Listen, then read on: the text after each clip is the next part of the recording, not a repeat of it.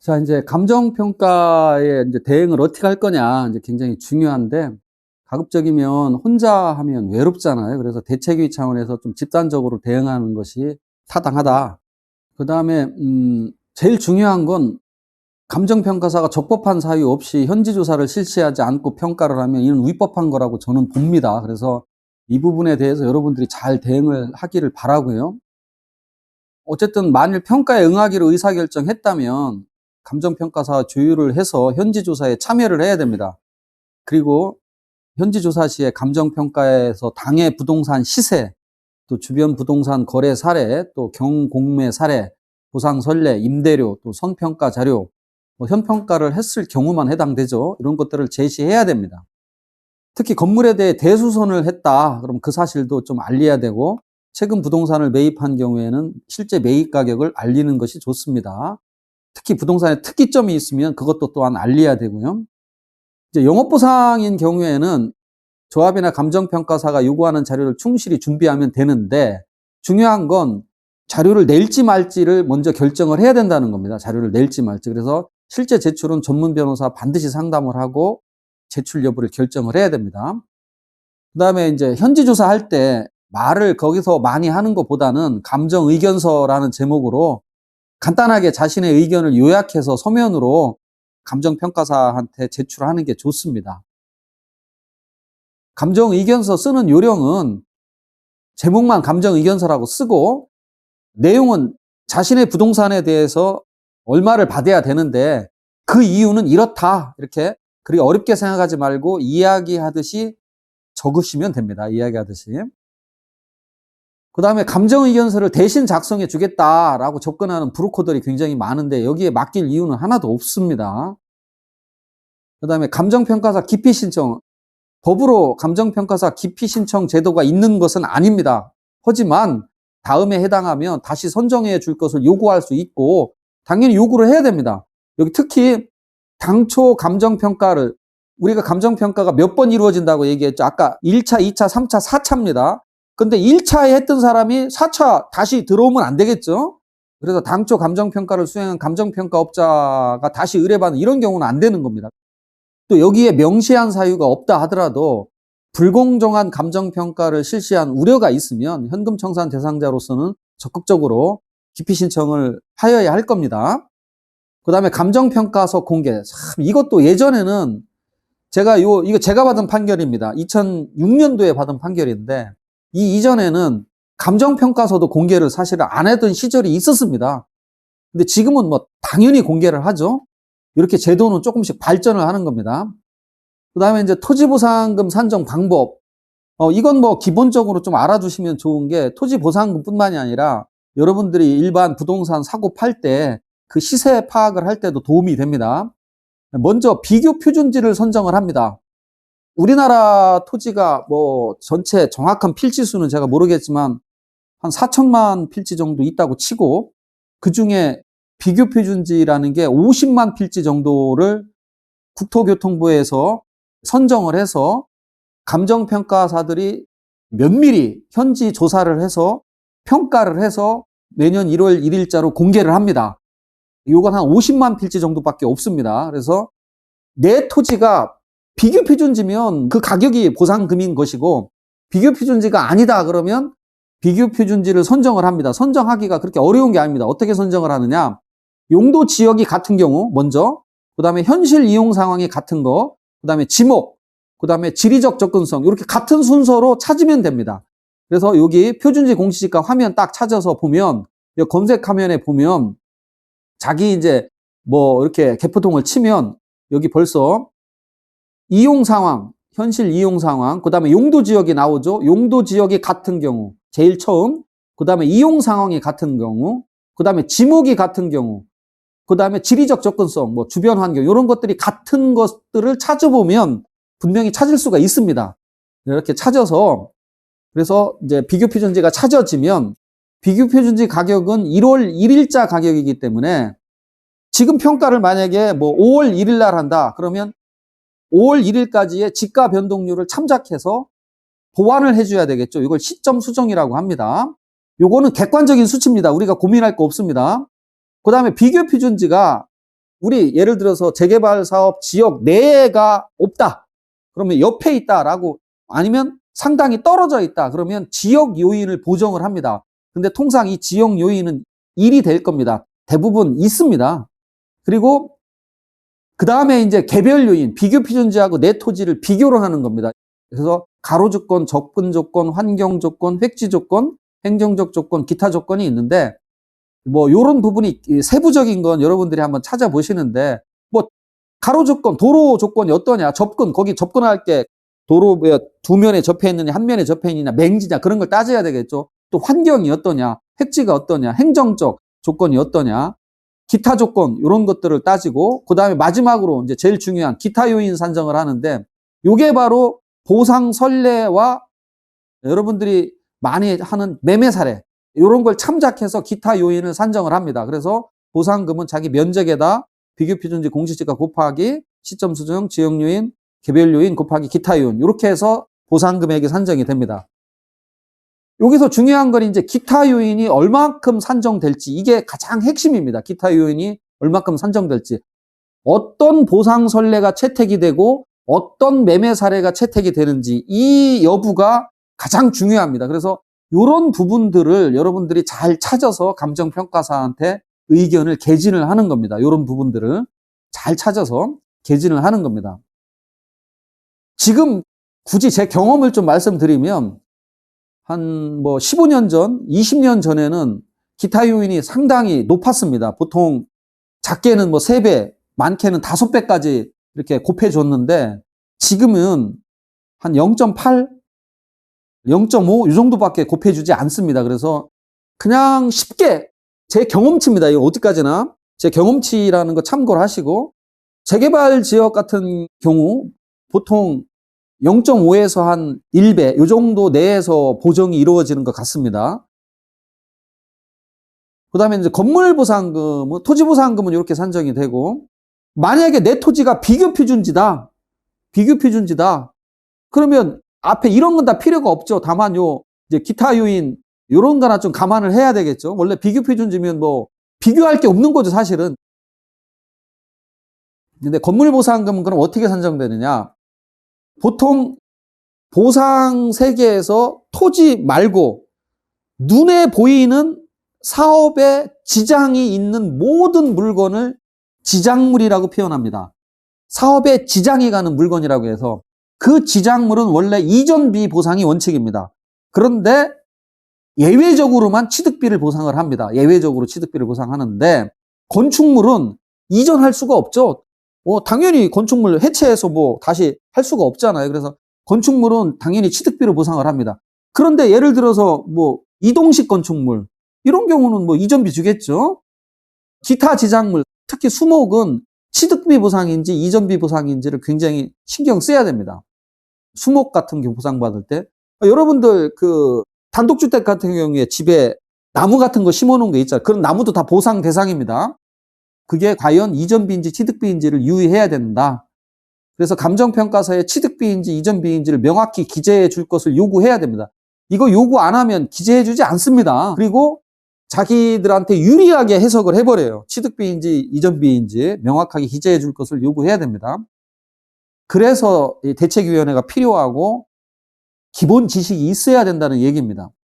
그 다음에 평가 방법은 건축물은 원칙적으로 원가법, 이 건축을 하는데 얼마의 돈이 소요되느냐 그게 원가법이죠. 그 다음에 이제 예외적으로 주거용 건물은 거래사례 비교법, 사고판 거래사례 비교법과 원가법 중 큰 금액, 집합건물, 아파트 같은 경우 공동주택은 원가법이 아니라 거래사례 비교법으로 평가합니다. 거래사례 비교법으로.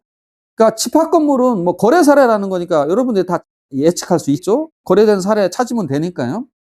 그 다음에 주거용 건물도 거래사례 비교법하고 원가법하고 비교해서 큰 거니까 이것도 어느 정도 예측할 수 있겠죠. 그 다음에 이제 주거용 건물이 아닌 경우는 원가법. 요게 이제 예측이 쉽지는 않겠죠. 그 다음에 저한테 많이 묻는 질문이 임대소득도 보상이 되느냐. 이게 정말 질문이 많이 들어옵니다.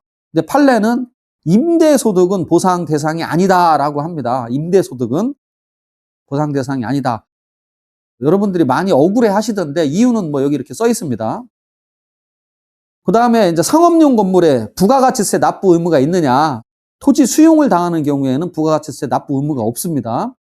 그 다음에 무허가 건축물도 보상이 되느냐. 예, 됩니다. 무허가 건축물도. 다만 사업 시행 인가 후에 허가 없이 건축한 건축물은 보상 대상에서 제외됩니다. 그 이전에 진 무허가 건축물도 다 보상이 됩니다. 다만 여러분들이 이제 착오하시면 안 되는 게 조합원들은 종전자산 가격이라고 표현을 하죠.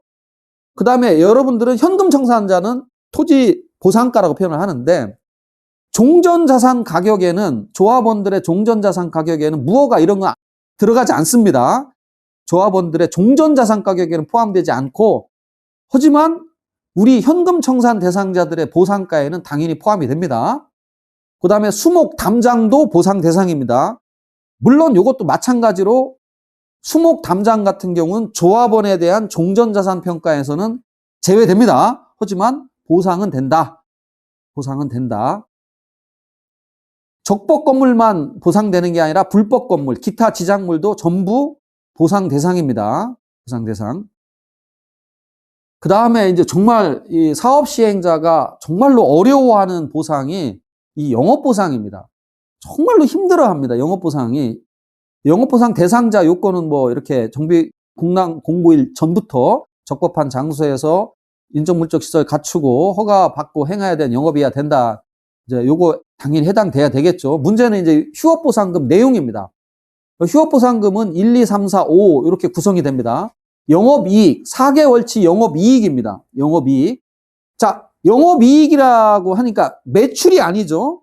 매출에서 내 원가 같은 걸 다 뺀 영업이익입니다. 영업이익 4개월치. 그 두 번째, 이제 휴업을 할 텐데, 휴업을 할 때 영업용 자산의 감가상각이 되겠죠. 그 다음에 유지관리비도 들어갑니다. 그 다음에 휴업 기간이지만 정상적으로 근무해야 되는 최소 인원에 대한 인건비가 들어가겠죠. 이런 인건비 등 고정적 비용, 이거 당연히 들어갑니다. 그 다음에 세 번째, 이제 영업시설, 원재료, 제품, 상품에 이런 걸 이전해야 되겠죠. 이전에 소요되는 비용 및 이전하면 감손이 되는 수가 있어요. 그래서 그 감손 상당액. 네 번째, 이런 거 부대 비용. 그 다음에 다섯 번째, 영업이익 감소액.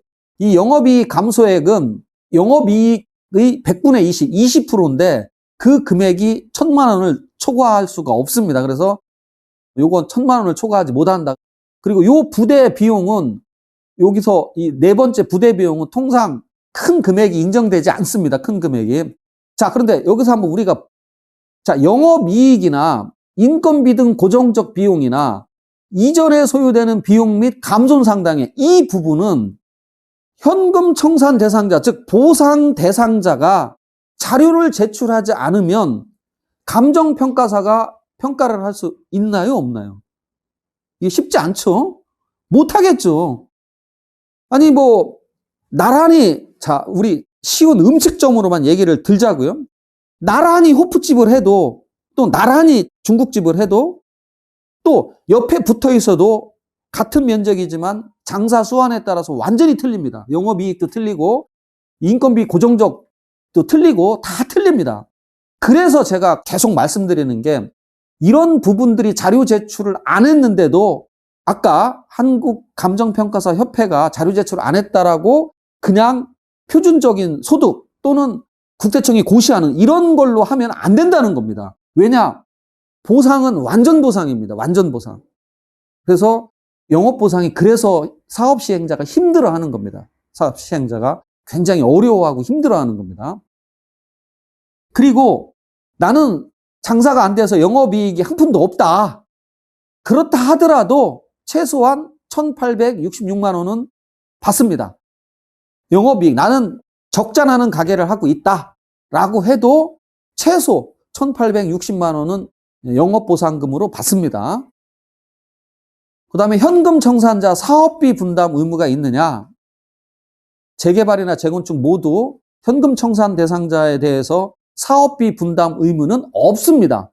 이 판결도 저희 법무법인 강산이 받은 판결인데 이게 무슨 뜻이냐면 처음에는 정관에 사업비 분담 의무가 없다가 나중에 사업비 분담을 해야 된다라고 정관을 개정을 하는 경우가 있습니다. 이게 개정한 사례인데 뭐 그렇게 개정해서는 안 된다. 하려고 하면 부담하게 될 비용의 발생 근거, 분담 기준과 내역, 범위 등을 구체적으로 규정해야 된다. 이 규정하는 게 쉽지 않죠. 굉장히 어렵습니다. 이럴 경우에나 그 사업비 분담 의무가 있다는 겁니다. 그러니까 실질적으로 이제 사업비 분담은 없다 이렇게 생각하시면 돼요. 과거에는 무슨 얘기냐? 조합에서 분양 신청을 안 하고 현금 청산을 받으면 당신들 사업비 분담해야 됩니다. 라고 표현을 어떻게 해야 돼? 겁박이죠, 겁박. 그러니까 분양 신청률을 높이기 위해서 그런 말들을 많이 했습니다. 하지만 이제는 판례가 확고하게 사업비 분담 의무는 없다라고 확립이 돼 있습니다. 이렇게 참고하시고요. 그 다음에 이제 내 집은 언제 넘겨줄까? 내 집은 언제 넘겨줄까? 아주 쉽습니다. 모든 돈을 받기 전까지는 넘겨주지 않아도 됩니다. 일반적인 부동산 매매는 동시이행이죠. 돈하고 넘겨주는 거하고 동시이행이지만 이 수용재결은 얘기가 틀립니다. 수용재결은 먼저 돈 먼저 받고 나중에 넘겨주는 겁니다. 간단합니다. 그래서 현금 청산자가 영업보상까지 받으면 영업보상금까지 모두 받아야 집을 넘겨주는 겁니다. 심지어 이주정착금, 주거이전비, 이사비도 받을 자격이 되면 이것도 다 받고 나서야 명도 의무가 있다. 이렇게 이해하시면 됩니다. 그 다음에 이제 임차인, 세입자. 나는 이제 집주인인데 내 집에 들어있는 세입자는 내가 어떻게 처리해야 되느냐. 만약에 관리처분 계획 인가 고시가 있기 전에는 그냥 계약 내용에 따르면 됩니다. 그 이전에 계약이 끝나서 나간다고 하면 여러분들이 그 계약 내용에 따라서 보증금 빼주면 되는 거고, 뭐 그쪽에서 그 갱신 청구하면 또 그 계약 내용에 따르면 됩니다. 그런데 관리처분 인가가 받고 나면 법조문에 어떤 게 있냐. 이제 그 상가건물 임대차 보호법, 주택 임대차 보호법, 대항력 이런 것들이 다 적용이 되지 않습니다. 그래서 결론적으로 얘기하면 그냥 관리처분 인가 나면 집주인은 가만히 계시면 됩니다. 가만히 있으면 통상 사업시행자인 조합이 알아서 다 내보냅니다. 알아서 내보냅니다. 그럼 보증금은 누가 돌려주냐? 만약에 집주인이 돌려주지 않으면 당연히 조합이 돌려주고 그 부분에 대해서 집주인한테 구상을 합니다. 보상금에서 빼겠죠. 집에 대한 보상금에서. 그 다음에 재개발에서 영업보상금을 지급해야 사용수익이 정지된다. 영업보상금까지 지급돼야 됩니다. 참고하시고요. 그 다음에 이제 이것도 의외로 이제 질문이 많은데 이주대책에서 이주정착금, 주거이전비, 이사비는 어떻게 되느냐. 재개발에서 현금 청산 대상자가 되면 당연히 이주정착금, 주거이전비, 이사비의 지급 대상자가 됩니다. 당연히는 아니고 대상 조건이 맞아야 돼요. 자, 그래서 대상자, 이주정착금 대상자는 1, 2, 두 가지 조건을 다 갖춰야 됩니다. 첫 번째는 소유를 해야 되고 두 번째는 거주를 해야 됩니다. 정비계획 공단공고일로부터 계속해서 거주해야 됩니다. 그리고 공부상 근린생활시설, 이건 이주정착금이 안 됩니다.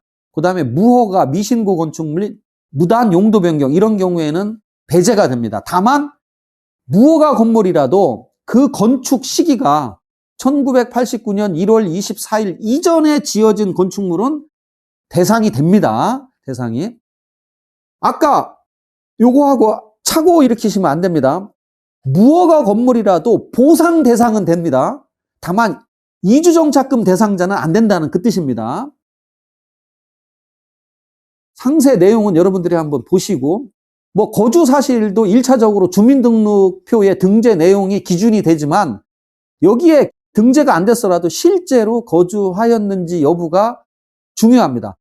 다만 등재가 안 됐다면 그 거주 여부는 주장하는 자가 입증을 해야 됩니다. 주장하는 자가. 그 다음에 이제 주거이전비 대상자는 어떠냐? 아까는 이주정착금이고 요건 주거이전비 대상자는 어떠냐?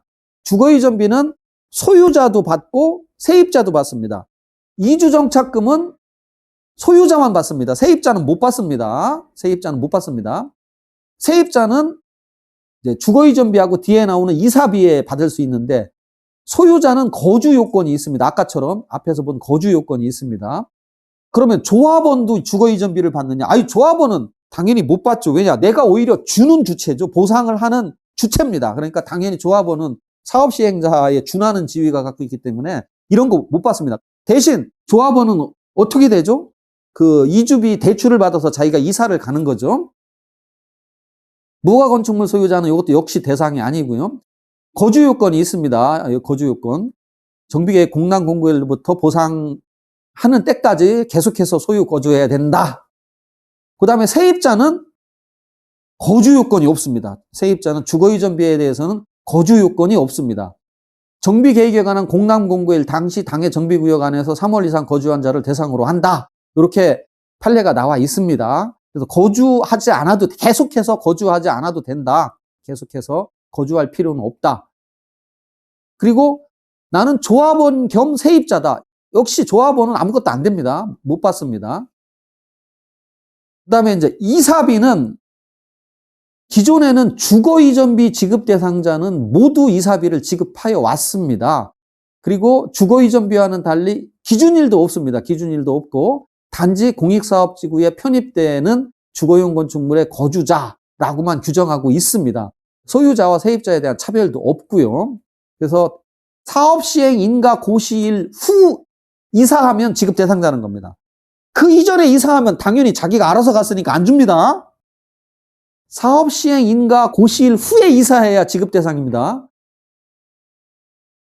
그래서 서울고등법원은 이사비 보상 대상자가 되려면 적어도 사업인정고시일, 즉 사업시행 인가 고시일 이전부터 정비구역 내에 거주해야 된다. 거기서 있다가 이사는 그 이전에 내가 알아서 가면 안 된다. 그런 뜻입니다. 그 다음에 이주 정착금, 이제 금액이 얼마 되느냐. 이주 정착금은 주거용 건축물 가격의 30%인데 그게 1,200만 원 미만이면 1,200만 원, 2,400만 원을 초과하면 2,400만 원입니다.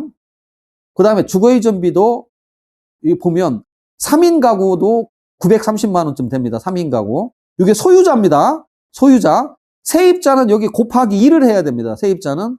그래서 만약에 세입자는 거의 2천만 원이 되죠.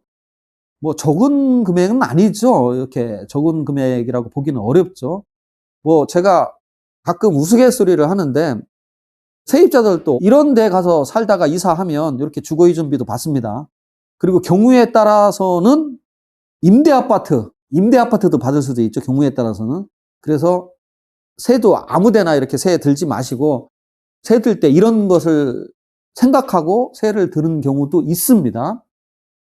그 다음에 이사비는 얼마 정도 주느냐. 이사비는 뭐 요 주택 건축물 이사비 10평 미만은 75만 원 정도, 보통 뭐 30평 이상이다 하면 230만 원 정도 됩니다. 이사비. 주거이전비 이사비 지급 시기는 언제냐? 이거 대법원이 중요합니다. 이행 청구를 받은 다음 날이라고 합니다. 이래서 공부해야 된다는 겁니다. 자, 이행기에 정함이 없는 채무로서 채무자는 이행 청구를 받은 다음 날로부터 이행지체 책임이 있어요. 그러니까 가만히 있으면 어떻게 된다? 안 줘도 됩니다. 주거이전비 이사비 지급 대상자는 어떻게 해야 돼요? 그래서 사업시행계획 인가 고시가 되면 즉시 청구를 해야 돼요. 청구를 했는데도 안 준다? 그러면 이제 이행지체 책임을 집니다. 이래서 공부해야 된다는 겁니다. 현금 청산 대상자가 정보공개 청구를 할 수 있느냐? 현금 청산 대상자가 정보공개 청구를 할 수 있습니다. 토지 등 소유권을 상실하지 아니한 경우 이때는 정보공개 청구권이 있습니다. 그 다음에 재평가를 하는 경우 이게 굉장히 중요한 내용입니다. 토지보상법에 따르면 대상 물건의 평가액 중 최고 평가액이 최저 평가액의 110%를 초과하는 경우, 그 다음에 평가를 한 후 1년이 경과할 때까지 보상 계약이 체결되지 아니한 경우에 재평가를 한다.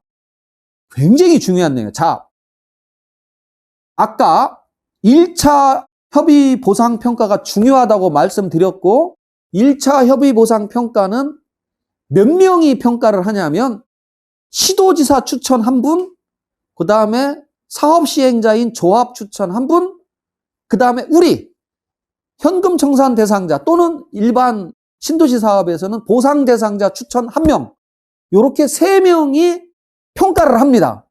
3명이 평가를 해서 보통 사업시행자가 선정한 평가사가 가장 보상금을 적게 평가하는 경향이 있죠. 당연히.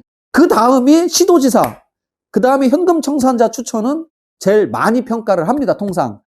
그런데 이런 얘기를 합니다. 아, 변호사님, 어차피 시도지사 추천하고 조합하고 뭐 같은 편 아닙니까? 2대1이니까 하나마나 아닙니까? 이렇게 표현을 하는데 그렇지 않습니다. 그건 2대1이고 뭐 상관없습니다. 여기서 중요한 건 뭐냐? 최고 평가액과 최저 평가액의 차이가 나면 재평가를 하는 거예요. 그러니까 뭐 조합 측이 낮게 평가를 하든 또는 뭐 우리 이제 예를 들어서 현금 청산자 추천 평가사가 평당 1,000만 원을 했습니다. 1,000만 원을 했다. 그러면 그 10% 차이가 100만 원이잖아요. 그런데 조합 측 선정 평가사가 850만 원으로 평가했다. 그러면 볼 것도 없어요. 저기 그 시도지사 추천 평가사님 평가액은 밀면 더 낮으면 그걸로 가는 거죠. 근데 그분은 대부분 그 위에 있으니까 그러면 재평가를 하게 됩니다. 그래서 현금 청산자 추천 평가가 재평가 규정에 의해서 2대1이 아니라 굉장히 중요하다는 말씀을 드립니다. 그 다음에 또 중요한 게 이거 평가를 한 후라고 되는데 가격 조사가 완료된 날입니다. 이날로부터 1년이 경과할 때까지 보상 계약이 체결되지 아니하면 다시 재평가를 해야 됩니다. 자, 재평가를 하면 보상 금액이 증액될까요? 감액될까요? 어떨 것 같아요? 근데 지금처럼 부동산 하락기에는 안 됩니다. 하락합니다. 지금처럼 부동산 하락기에는. 왜냐? 재평가할 때 그때 시점으로 다시 평가를 하니까. 이거는 언제 현금 청산 대상자한테 좋은 거냐? 부동산 가격 상승기입니다. 그런데 지금 제가 강의를 하는 이 시점은 부동산 가격 하락기입니다. 그래서 요 점 여러분들이 명심해야 됩니다. 요 점. 하락기에 있을 때는 이게 유리한 게 아니다. 하락기에 있을 때는 유리한 게 아니다. 하지만 이 사업이 늦어지잖아요. 사업이 늦어지기 때문에 사업 시행자도 결코 유리하지는 않겠죠. 그런 면에서는. 그 다음에 이제 사업 시행 인가에서 누락되거나 잘못된 경우 아까 말씀드렸죠. 사업 시행 인가에서 누락되거나 잘못되면 어떻게 하느냐? 그냥 가만히 있으면 된다. 가만히 있으면 된다. 사업 시행자가 엄청난 고통입니다. 우리는 뭐 보상 못 받는 것밖에 없습니다. 우리는. 보상 못 받으면 소유권도 안 넘어간다. 자, 그 다음에 이제 보상협의회. 보상협의회는 이 면적이 10만 평방미터 이상이고 보상 대상자 토지 소유자가 50인 이상인 경우에 필수적으로 설치해야 되는 기관입니다. 필수적으로. 이 보상협의회를 개최하지 않고 수용재개를 가면 각하합니다. 각하. 그래서 이 보상협의회는 매우 좋은 갈등 해소 방안입니다. 그래서 이런 좀 중앙토지수용위원회에서 보상협의회가 성실하게 개최된 경우만 수용재개를 받아주면 아마도 수용재개는 획기적인 변화가 생길 것이라고 저는 확신합니다. 제발 중앙토지수용위원회에서 제 말을 좀 들어주시기를 간절히 바랍니다. 자, 그래서 주택 재개발 사업에 토지보상법 대응에 좀 요약해서 좀 이제 다시 찬찬히 좀 한번 가보면, 자, 내 집이나 땅을 재개발 구역에서 재척해달라 이런 말씀을 많이 하는데, 이거는 정비 기본계획 고시 때부터 구역 지정 공람 공고시까지 해야 됩니다. 그리고 소송은 정비 구역 지정 고시일로부터 90일 이내, 행정소송이니까 90일 이내 제기해야 돼. 이거 지나면 재척은 안 됩니다. 자, 두 번째, 종교시설 소유자는 정비계획 수립 때부터, 정비계획을 수립할 때부터 대토부지가 있는지 이런 것들을 잘 알아보셔야 됩니다. 그래서 정비계획 수립 때부터 적극적으로 관여를 해야 된다. 그 다음에 이제 조합이 진행하는 사업시행 인가 과정을 주시해야 된다. 그래서 사업시행 인가에 앞서서 이해관계인 의견 청취와 중앙토지수용위원회의 협의가 매우 중요하다는 거 다시 한번 강조합니다. 다시 한번 강조합니다. 그 다음에 사업시행계획 인가 고시가 되면 120일 이내에 종전자산 가격, 그 다음에 계략적인 분담금 추산액 통보를 합니다. 통보를 해서 분양신청 기간을 설정을 합니다. 30일 이상 60일이랑 분양신청 기간을 설정하고, 그래서 이제 재개발에서는 이때, 재개발은 원래 강제조합원입니다. 내가 찬성하든 말든 일정 비율의 조합 설립 동의 요건을 갖춰서 조합이 설립되면 무조건 조합원입니다. 재개발은 무조건 조합원입니다. 그런데 내가 드디어 조합에서 빠져나올 수 있는 길이 분양 신청을 하지 않는 겁니다.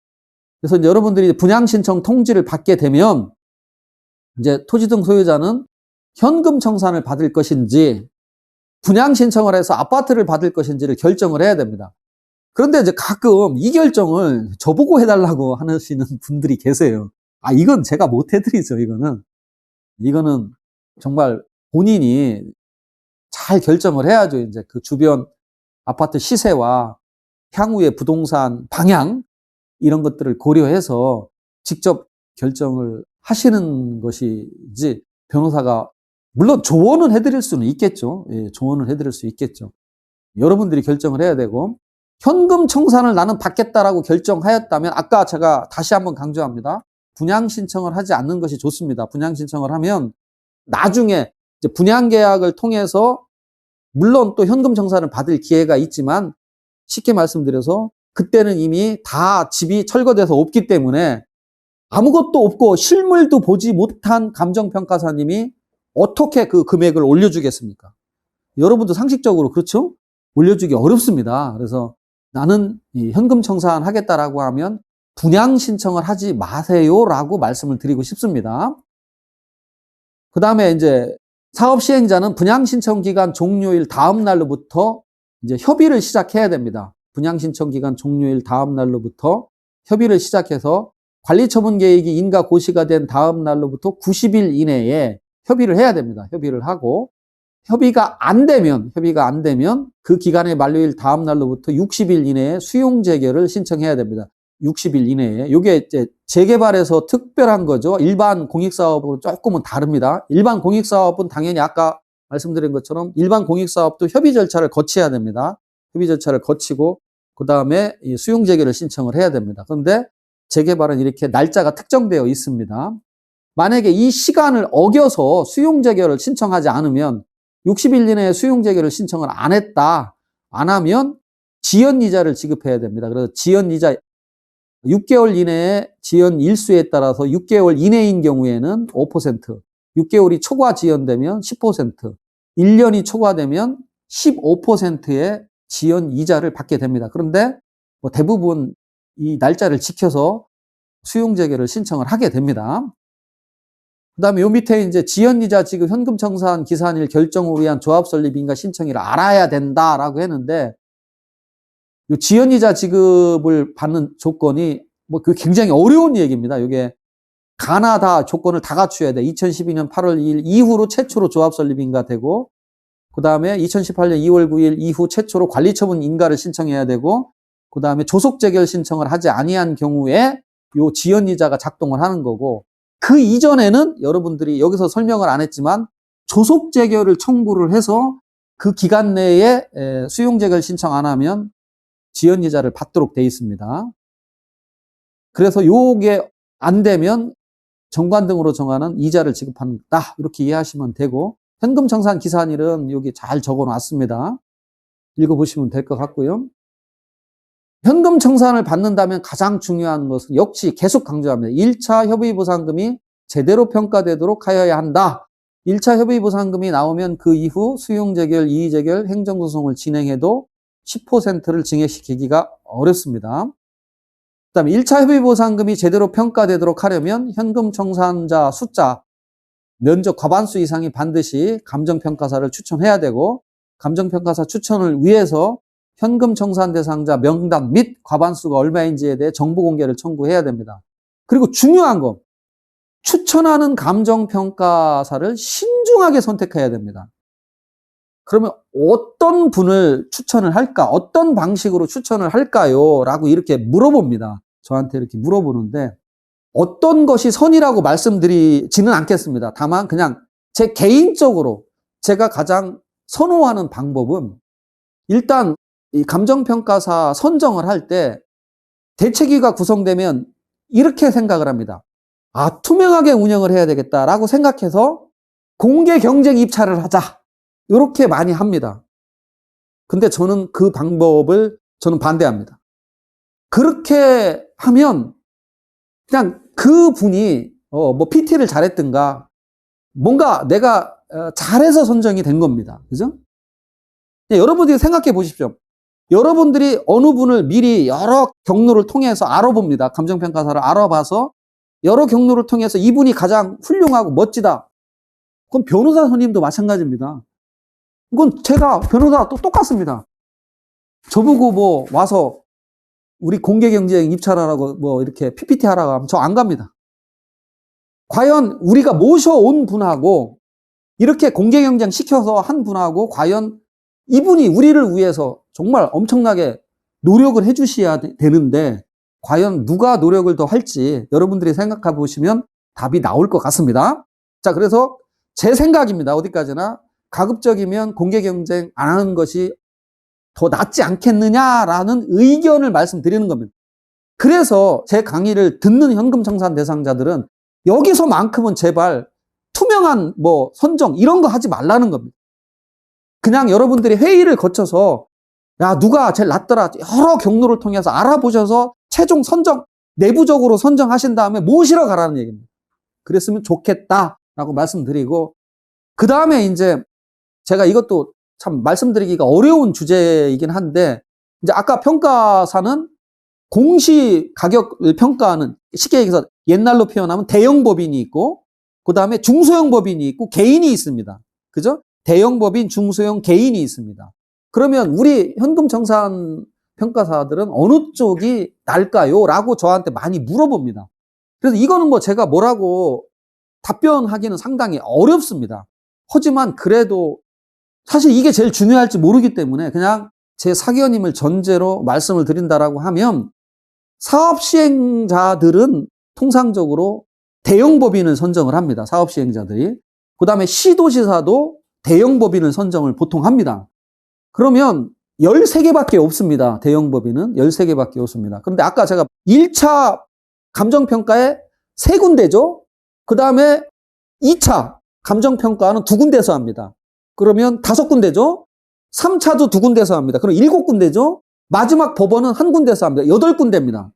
그럼 13개 중에서 만약에 뽑는다면 8군데가 감정평가를 들어와야 되는데 중복이 되면 당연히 안 되겠죠. 그래서 시도지사나 그 사업시행자 측에서 선호하는, 저는 왜 선호를 하는지 모르겠어요. 그것도 좀 시정돼야 된다라고 생각을 합니다. 그래서 제가 대책위를 조언을 한다면 강력하게 시도지사, 뭐 조합은 자기 맘대로니까 그건 우리가 침해할 수 없습니다. 조합은 침해 못합니다.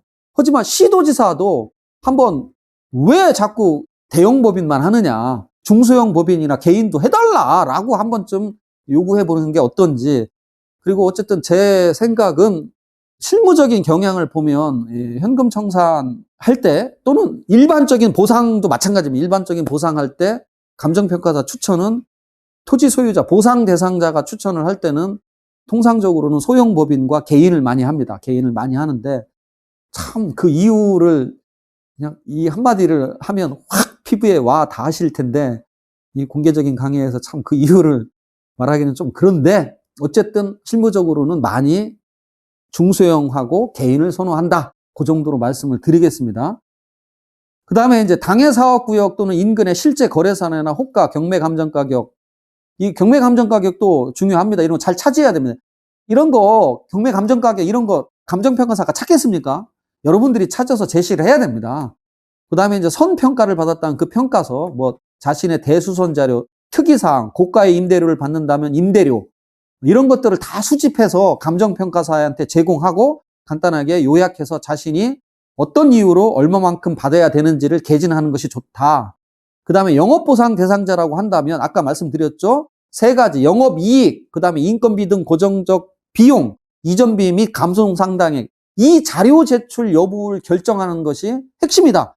이 자료 제출 여부는 반드시 전문 변호사랑 협의를 하고 제출을 하시라. 아무 때나 막 제출하지 마시기를 당부드립니다. 원래 제가 이 토지보상을 배운 건 사업 시행자 측 고문 변호사를 하면서 이 토지보상을 제가 배웠습니다. 제가 95년부터 사업 시행자 측의 이제 고문 변호사를 맡아서 지금도 물론 고문 변호사 사업 시행자도 맡고 있는데 그때 당시에는 이 보상을 전문적으로 한 변호사가 아무도 안 계셨습니다. 책도 없었고요. 그래서 제가 이제 물어물어 이렇게 공부를 했는데, 사업 시행자가 가장 힘들어하는 건 뭐냐면, 역시 아까 말씀드렸죠. 누락될까봐. 누락되는 걸 가장 힘들어합니다. 왜냐하면 누락되면 보상을 못하면 아예 사업을 못하니까. 그 다음에 또 어려워하는 게 영업보상. 그 다음에 일반 신도시 같은 보상에서는 힘들어하는 게 뭐냐면 축산, 그 다음에 분묘, 그 다음에 수목. 이런 것들이 여러분들이 갖고 계신 엄청난 협상력입니다. 협상력. 그런데 예를 들어서 비닐하우스 주인, 분묘 주인 어떻게 찾습니까? 그죠? 수용재결을 넣을 때 분묘 주인 모르니까 성명불상, 비닐하우스 주인 모르니까 성명불상, 이렇게 수용재결을 넣으면 받아주지 않습니다. 어떻게든 찾아야 됩니다. 어떻게든. 그런데 여러분들은 어떻게 하죠, 보통? 내가 뭔가 해야, 사업시행자한테 뭔가 자료를 내야 내가 보상을 잘 받는다고 생각을 해요. 그래서 예를 들어서 비닐하우스 대책위원회 구성하면 자기 스스로 회원 명단 다 적어내. 영업보상도. 한번 우리 해보자는 거죠, 제 얘기는. 한번 버텨보자는. 자, 내가 영업보상 한번 자료 안 내고 버텨서 과연 얼마만큼 피해를 입겠습니까? 이순신 장관도 말을 했죠. 죽을 거 각오를 해야 산다고. 뭐 그렇게 모르겠습니다. 하여튼 뭔가 이렇게 막 하려고 노력을 많이 하시는데 그런 부분에 대해 생각을 다시 한번 해봤으면 좋겠습니다. 대책위에서는 1차 협의보상평가 전에 조정위원회 개최, 법이 있습니다.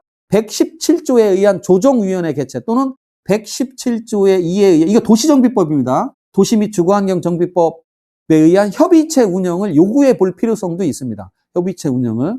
그 다음에 1차 협의보상 금액이 통지가 되면 이제 협의 여부를 결정해야 되는데 특별히 급한 사정이 아니라면 협의에 응할 이유는 없다.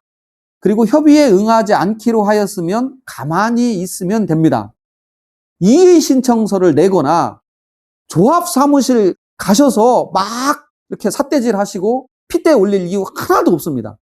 그렇게 하면 손해보십니다. 그렇게 하면 오히려 손해보십니다. 왜 손해를 보느냐?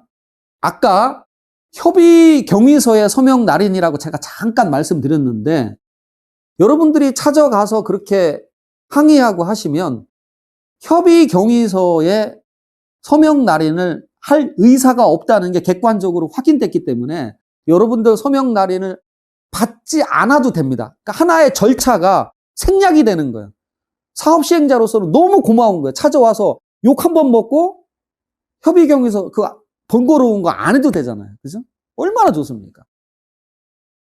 그 다음에 근데 변호사는 보통 일반 사람들이 변호사는 1차 협의보상 금액이 통지되거나 수용재결 금액이 통지되면 선임을 하게 됩니다.